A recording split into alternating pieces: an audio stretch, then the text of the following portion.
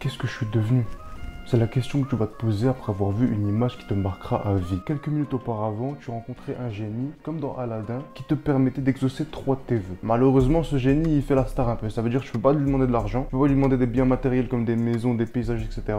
Et tu peux pas lui demander des femmes. Donc la première chose que tu lui demandes, c'est qu'est-ce que je serais devenu dans 10 ans. Et donc pendant ta téléportation, pendant ta traversée du présent vers le futur, tu t'imagines toutes sortes de choses. Vu comment tu as bien commencé, vu comment tu travailles bien maintenant, tu dis que peut-être tu seras musclé, tu seras beau, tu auras des femmes, de l'argent, une belle maison, tu vivras vue sur la mer, etc. etc. Tu t'imagines le rêve américain. Parce qu'à l'heure où je te parle, tu as envie de faire de grandes choses, tu as commencé à faire certaines choses ou tu as juste envie de faire quelque chose. Donc tu dis dans 10 ans, ce sera plus juste une envie, mais ce sera une réalité. Et c'est ce que tu te disais jusqu'à voir ce que tu es devenu.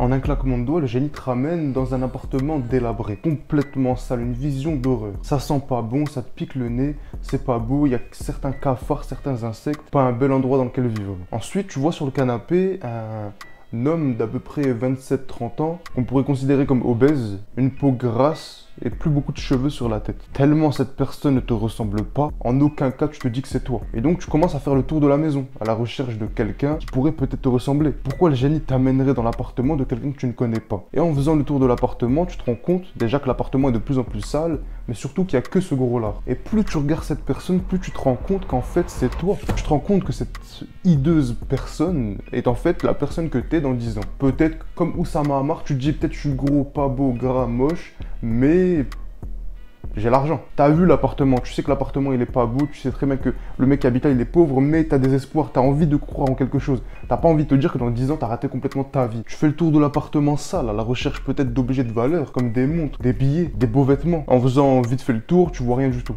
Et dans ta détresse, dans ta panique, tu te dis que peut-être tu n'as pas l'argent, peut-être si tu n'as pas le physique, peut-être si tu n'as pas la belle maison, tu as au moins une femme qui peut te faire oublier ce quotidien morose. Et ça fait déjà 3 fois que tu as fait le tour de l'appartement pour chercher de l'argent, pour chercher une autre personne, ou pour chercher ne serait-ce qu'un seul indice. Donc c'est rien de tourner une 4e fois dans ce même appartement délabré pour te rendre compte que tu vis seul à 30 ans, sans femme et sans enfant. Peut-être que tu es divorcé, que tes enfants vivent avec ta femme et un autre homme. Peut-être que tout simplement tu n'as jamais eu d'enfant ou de femme à qui tu peux faire des enfants. Et tu remarques même que le téléphone de ce vil personnage ne vibre pas. Aucune notification, aucun appel, parce qu'en fait même des amis il en a plus. Maintenant imagine ne serait-ce qu'une seule seconde que toute cette réalité que je viens de te décrire aujourd'hui est celle à laquelle tu es destiné dans 10 ans si tu continues comme ça. Comme la destinée ne peut être changée, je vais expliquer à notre personnage comment, étape par étape, il peut tout faire pour finir comme cette personne à laquelle il ressemble dans 10 ans, en espérant que tu fasses l'inverse de ce que je dis. Il y a plusieurs choses qu'il a fait et qu'il n'a pas fait. Et la première chose, c'est son physique. Il a complètement délaissé son physique. Donc si jamais tu veux glow down, si jamais tu veux être la pire version de toi-même, qui est notre objectif dans notre vidéo, alors la première chose est de délaisser complètement son physique et de ne pas du tout travailler sur soi-même pour être en meilleure santé ou plus beau. La première chose à faire, c'est de ne pas faire du tout de sport. Ne fais même pas une seule fois par semaine du sport, tu pourrais ne plus ressembler à cette version. Tu pourrais ne pas être obèse, pour être un peu plus beau, un peu plus attirant et donc attirer des femmes et peut-être changer de vie. Donc nous, on ne fait pas ça. Notre objectif n'est pas du tout d'avoir une belle vie. Je le répète, notre objectif est d'être la pire version de nous-mêmes. Donc, pas du tout de sport, même pas une seule fois dans la semaine. Si en plus à ça tu ajoutes une mauvaise alimentation, alors là tu as tous les malfaits, tout ce qu'on veut avoir pour pouvoir être aussi moche que dans 10 ans. Parce qu'une mauvaise alimentation ça te rend pas juste gros ou maigre, une mauvaise alimentation ça te rend peut-être obèse, ça te rend gras, ça entraîne un excès de sébum sur ta peau et donc une mauvaise alimentation entraîne plus d'acné, plus de boutons, une mauvaise odeur, des vergetures sur le corps, donc même si tu maigris tu auras encore des grosses traces de cette ancienne alimentation, des cheveux qui tombent parce qu'ils n'ont pas les nutriments nécessaires pour pouvoir pousser de la bonne manière, la calvitie de plus en plus naissante, si déjà de base tu étais destiné à en avoir une légère, ta mauvaise alimentation va que augmenter le fait que tu vas avoir moins de cheveux sur ton crâne, jusqu'à ressembler à Homer Simpson. Et pour le plaisir, on va rajouter à ça un manque de sommeil constant, soit parce que tu travailles, soit parce que tu dors mal, soit parce que tu es trop sur ton téléphone, mais on va faire en sorte que tu dormes mal, moins de 8 heures presque tous les jours, que tu sois régulier dans ton manque de sommeil, pour qu'en plus de ça, tu n'aies pas du tout l'énergie et la motivation pour pouvoir faire du sport ou manger bien. Si tu dors mal, tu n'auras pas envie de faire les deux autres, et tu sais très bien ce que ça fait de ne pas faire les deux autres. Et nous, c'est ce qu'on veut. On veut que tu deviennes cette version de toi-même dans 10 ans, qui est gros, moche, appartement délabré, pas de femme, pas d'enfant, pas d'argent, rien. Donc, on va faire attention à Combien de temps on dort? Ensuite, on va faire quelque chose qui est très critiqué parce que certains trouvent ça gay, certains trouvent ça efféminé. On va pas prendre soin de nous ni de notre hygiène. Que ça soit dentaire, que ça soit celle des oreilles, que ça soit la peau, que ça soit les cheveux. On prend pas soin de nous, quitte à pas se laver. S'il faut se retrouver pendant plusieurs jours sans se laver, c'est parfait. Parce qu'une peau propre, je l'ai dit, ça peut te faire voir un certain monde. Être beau, c'est pas juste être beau pour le plaisir. Si tu arrives à avoir une belle peau, peut-être que tu arriveras à avoir des meilleurs métiers. Un meilleur métier égale plus d'argent. Plus d'argent te donne envie d'en avoir plus, donc de quitter ce travail pour faire quelque chose de mieux. Et donc retrouver tes anciennes ambitions qui étaient de devenir riche. Ah oui, devenir beau, ça peut t'aider, te donner la motivation pour pouvoir être riche. Tu te dis en fait je peux être beau, en fait je peux être quelqu'un, en fait je peux faire quelque chose de ma vie. Par contre, si t'as l'haleine d'un animal, le physique d'un SDF et les cernes d'un insomniaque, alors on est sur la bonne équation. On est sur ce qu'on veut pour être la pire version de nous-mêmes. Et donc pour ça, le plus simple, c'est de négliger complètement son hygiène. Et c'est pas juste se laver, c'est pas juste ne pas se laver. Si jamais tu te laves tous les jours, ok, tu vas être propre. Mais on peut quand même se rapprocher de cette version de nous-mêmes qui pue et qui est moche en se lavant une fois par jour. Parce qu'on fait pas les autres trucs. Et tous les autres, c'est peut-être le plus important. Tous les autres, c'est les crèmes, c'est les masques, c'est les soins.